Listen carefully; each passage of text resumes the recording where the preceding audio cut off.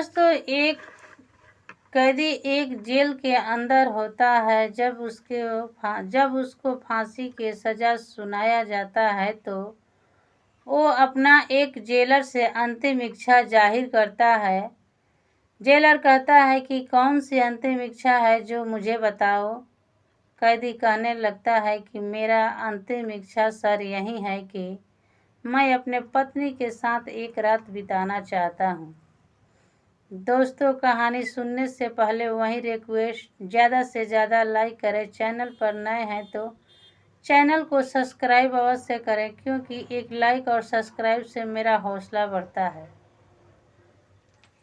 दोस्तों, जो कहानी मैं बताने जा रही हूँ वो उत्तर प्रदेश बरेली की कहानी है। और एक ही घर में एक ही पिता के जेऊआ लड़का होता है जिनका नाम प्रमोद और विनोद रखा जाता है। दोनों भाई एक साथ पढ़ाई लिखाई कहीं भी जाना होता है तो एक ही साथ जाते हैं और एक ही में के कपड़ा पहनते हैं। भाई भाई में इतना प्यार होता है कि भाई दोनों एक दूसरे के लिए रो पड़ते हैं। लेकिन एक दिन प्रमोद की शादी हो जाती है। जब प्रमोद की शादी हो जाती है तो प्रमोद कुछ दिन बाद कमाने के लिए बाहर जाने को कहता है तो छोटा भाई भी कहता है कि आखिर मैं भी अकेले घर नहीं रहूँगा, मैं भी आपके साथ कमाने चलूँगा। बड़ा भाई प्रमोद कहता है कि नहीं भाई, तेरा कौन सा खर्चा है कि तेरा ज़रूरी है। मेरा तो एक परिवार हो गया, मुझे कमाना ज़रूरी है। जब बड़ा भाई बाहर जाता है कमाने के लिए तो छोटे वाला भाई विनोद भी कहता है कि मैं भी चलूँगा और उनके साथ चला जाता है। जब बाहर कमाने चला जाता है तो दोनों भाई एक ही ऑफिस में बहुत ही अच्छे से काम करते हैं और एक ही साथ एक दूसरे में खाते हैं पीते हैं और बड़े ही मिलजुल कर रहते हैं। उन दोनों भाई का प्यार देखकर लोग कहने लगते हैं कि आखिर इन दोनों भाई में कितना प्यार है। जब कुछ दिन कंपनी में दोनों भाई काम कर लेता है तो प्रमोद ने अपने लिए एक उसी कंपनी में काम करने वाली लड़की को अपना गर्लफ्रेंड बना लेता है। गर्लफ्रेंड बनाते हुए देख विनोद भी इस बात को सोचने लगता है कि वही गर्लफ्रेंड मुझे भी बात करती तो बहुत अच्छा होता। दोस्तों, विनोद देखते देखते एक दिन अपना प्रमोद भाई से कहता कि अरे भाई, अपना गर्लफ्रेंड से थोड़ा मुझे भी बात करा दो, बहुत अच्छा रहेगा। प्रमोद इस बात को इनकार कर देता है और कहने लगता है कि एक गर्लफ्रेंड एक ही की होती है, हजारों की नहीं। लेकिन प्रमोद के जो गर्लफ्रेंड थी वो एक दिन पहले प्रमोद से कही थी कि कल मैं आपके रूम पर आऊँगी और देखूँगी कि आपके रूम कैसा है और कैसे फ्लैट में रहते हो।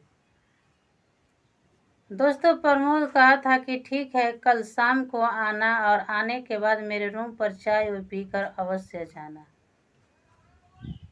इस बात को प्रमोद भूल जाता है और दूसरे दिन शाम को बुलाए हुए टाइम पर बाजार में सब्जी लाने के लिए चला जाता है। बाजार में सब्जी लाने जाता है तो वहां पर देर हो जाती है। इधर जब उसकी गर्लफ्रेंड रूम पर आती है तो विनोद उसके साथ गलत व्यवहार करता है, जहां तक उसके बाद उसको मौत के घाट उतार देता है।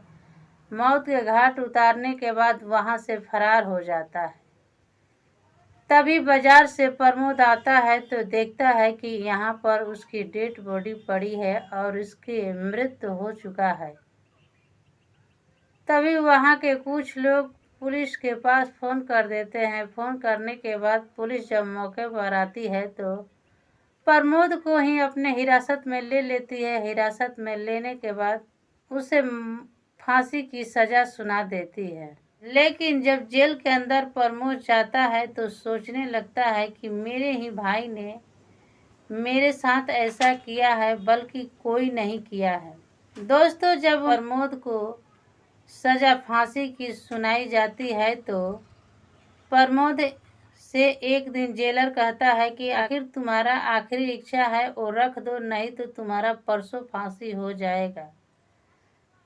तभी कैदी प्रमोद कहता है कि ठीक है सर, कोई बात नहीं है, लेकिन मेरा एक अंतिम इच्छा अवश्य पूरा करें, क्योंकि मैं अपने पत्नी के साथ एक रात एक जेल के अंदर बिताना चाहता हूँ और उनके साथ अपना बात शेयर करना चाहता हूँ। मुझे जाने के बाद ये पछतावा न हो कि मैं अपना दिल के बात अपने पत्नी से न कह सका। इस बात को जब जेलर सुनता है तो प्रमोद के पत्नी के घर परवानों को भेजते हैं। भेजने के साथ ये कहते हैं कि जाकर कहना कि तुम्हारा पति एक जेल के अंदर कैदी है और फांसी होने वाला है और तुम्हारा पति तुझे जेल के अंदर बुला रहा है। इस बात को जब पत्नी सुनती है तो बहुत ही खुश हो जाती है और खुशी खुशी पति के पास एक जेल के अंदर जाती है।